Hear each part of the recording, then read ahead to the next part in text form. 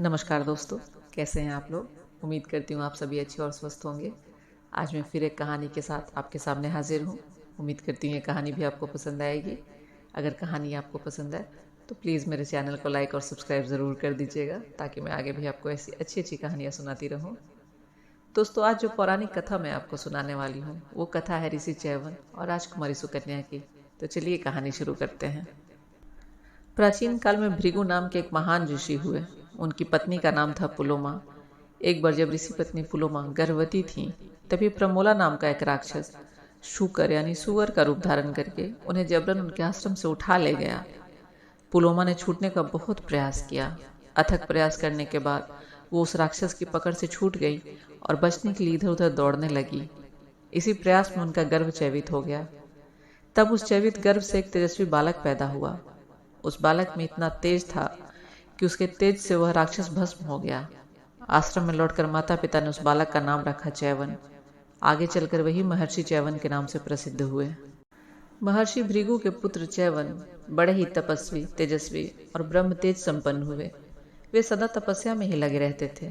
तपस्या करते करते उनके शरीर के ऊपर दीमक लग गई थी और वे दीमक के एक टीले के नीचे दब गए थे। केवल उनकी 2 आंखें ही दिखाई देती थीं। एक दिन महाराज शर्याती अपनी सेना सहित वहां पहुंचे। सैनिकों ने जंगल में डेरे डाल लिए, हाथी घोड़े यथास्थान बांध दिए गए और सैनिक इधर उधर घूमने फिरने लगे। महाराज शर्याती की पुत्री सुकन्या अपनी सखियों सहित जंगल में घूमने लगी। घूमते घूमते उसने एक टीला देखा।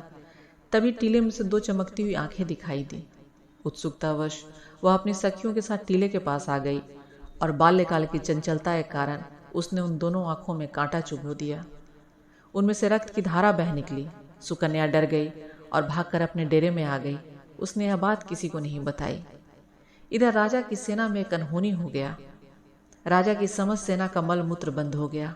राजा, मंत्री, सेवक, सैनिक, घोड़े, हाथी, रानी, राजपुत्री सभी दुखी हो गए। राजा को बड़ी चिंता हुई।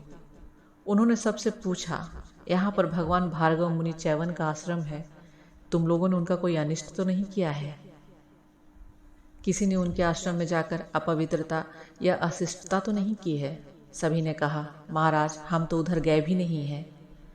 तब डरते डरते सुकन्या ने कहा, पिताश्री, अज्ञानवश एक अपराध मुझसे हो गया है।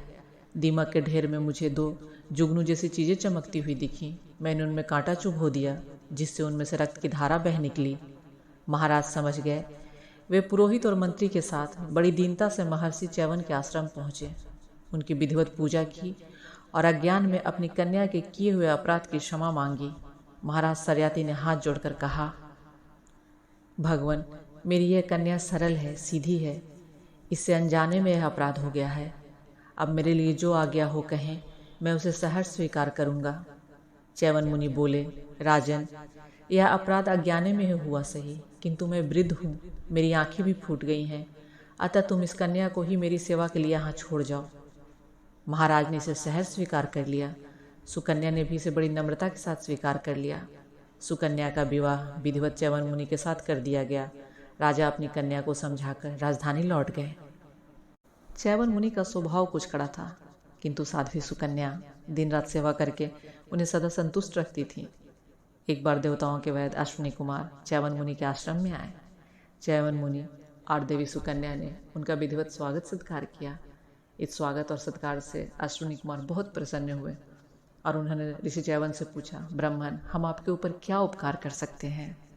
चैवन मुनि ने कहा, देवताओं, तुम सब कुछ कर सकते हो। तुम मेरी इस वृद्धावस्था को समाप्त करके मुझे युवा अवस्था प्रदान कर दो। इसके बदले मैं तुम्हें यज्ञ में भाग दिलवाऊंगा।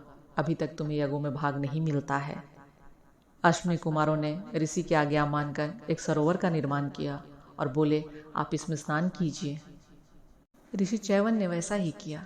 कुछ देर बाद सुकन्या ने 3 एक जैसे पुरुषों को तालाब से निकलते देखा। दरअसल पतिव्रता सुकन्या की परीक्षा लेने के लिए दोनों अश्विनी कुमारों ने भी अपना रूप वैसा ही बना लिया था।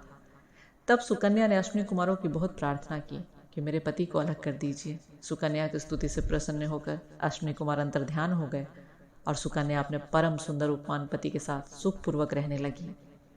चैवन ऋषि की वृद्धावस्था जाती रही। उन्हें उनकी आंखें फिर से वापस मिल गई।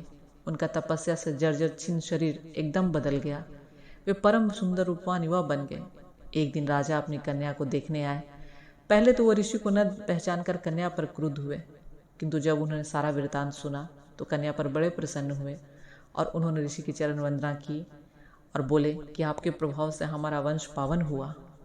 महाराज शर्याती ने च्यवन ऋषि से यज्ञ कराने को कहा। च्यवन ऋषि ने उन्हें यज्ञ की दीक्षा दी।